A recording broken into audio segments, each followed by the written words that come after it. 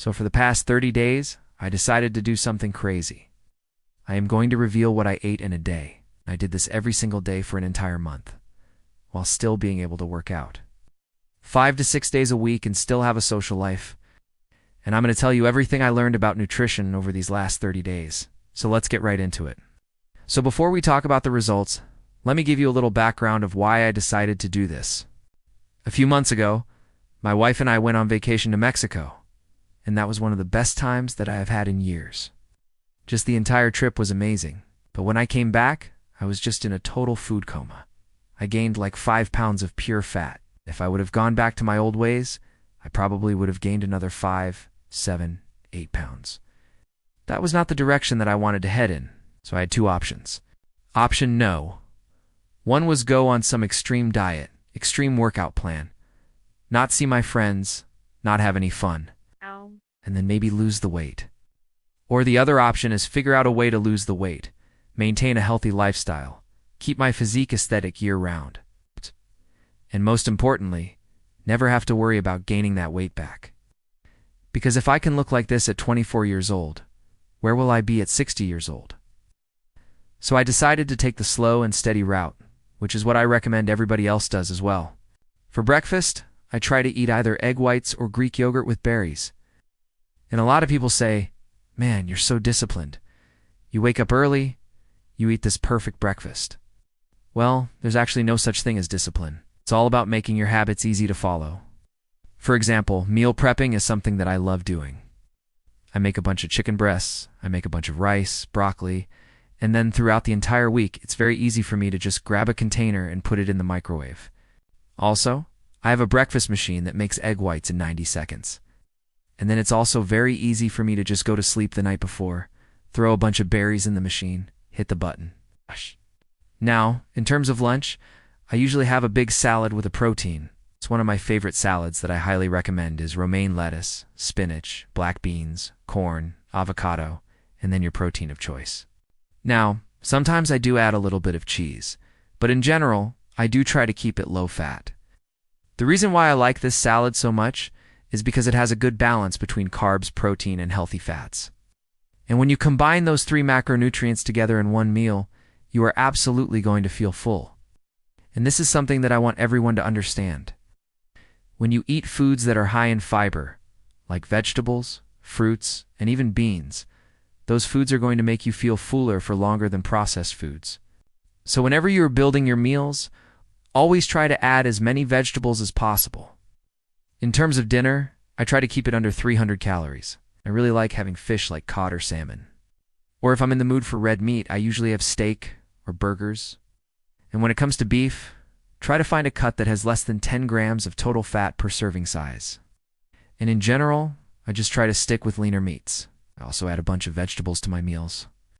Like whenever I have steak, I have asparagus, cauliflower mash, or salad.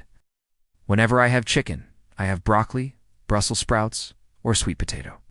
Whenever I have fish, I have green beans, squash, or zucchini. I highly recommend that you guys implement vegetables into every single meal. Not only are they low in calories, but they're also going to make your meals more filling.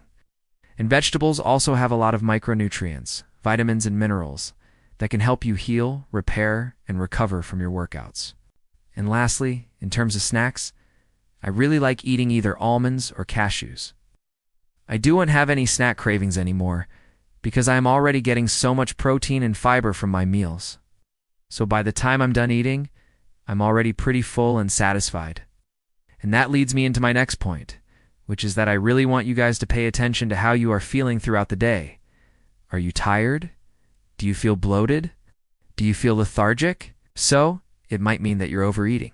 If you're constantly feeling great, full of energy, and you're feeling amazing, then chances are you might be undereating. And it's really important to find this fine line of how much food you need to fuel your body while still being in a calorie deficit. One of the biggest mistakes that I see beginners make is they will restrict their calories too much, and they end up losing muscle instead of fat. They also start feeling weaker in the gym, and they just feel miserable. And that's because they are in a caloric deficit that's too aggressive. On the other hand, I see the opposite as well. I see people that are in such a huge calorie surplus because they think that they need to eat a lot of food in order to gain muscle. But if they were to track their calories, they would realize that they don't need to eat that much food. Another thing that I want you guys to keep in mind is that it's impossible to calculate your macros and calories perfectly. There is a range of calories that you should be within, so it's okay if you're slightly over or under. It's the most important thing is that you just track your results. How does your body look? How does your body feel? And if you're losing fat and gaining muscle, then that means that you're on the right track. Another thing that I learned is that it is absolutely possible to build muscle while still being in a caloric deficit. One of my favorite examples of this is adding extra protein to each meal. Protein takes more energy to digest compared to carbohydrates and fats. So if you can add around 10 to 20 grams of protein to each meal, that can easily add up to 70-100 grams of protein per day. And that is a good amount of protein that can help you retain muscle while you're still in a calorie deficit. Another way to do this is to do strength training, lifting weights, and then performing cardio after your workout. Now let's talk about what I ate in a day. So typically, I have my breakfast around 9 a.m. And today, I had egg beaters with spinach and mushrooms. This is honestly one of my favorite breakfasts of all time. It's very simple to make. It's basically zero prep time, zero dishes, and it's packed with protein and nutrients. Now I know a lot of people are against egg whites and they prefer whole eggs. And personally for me, I like both. Sometimes I like having egg whites. Sometimes I like having whole eggs. And depending on what I feel that day, that's what I will eat. Now for my second meal, I had a big salad with grilled chicken breast and for a dressing. I like to mix together lemon juice, garlic, olive oil, and Italian seasoning. And I just pour that on top, and trust me, it tastes amazing. Salad is hands down my favorite meal of the day. I absolutely love it. It's very simple to make. There's endless amounts of variations that you can do, and it's super low in calories but high in volume.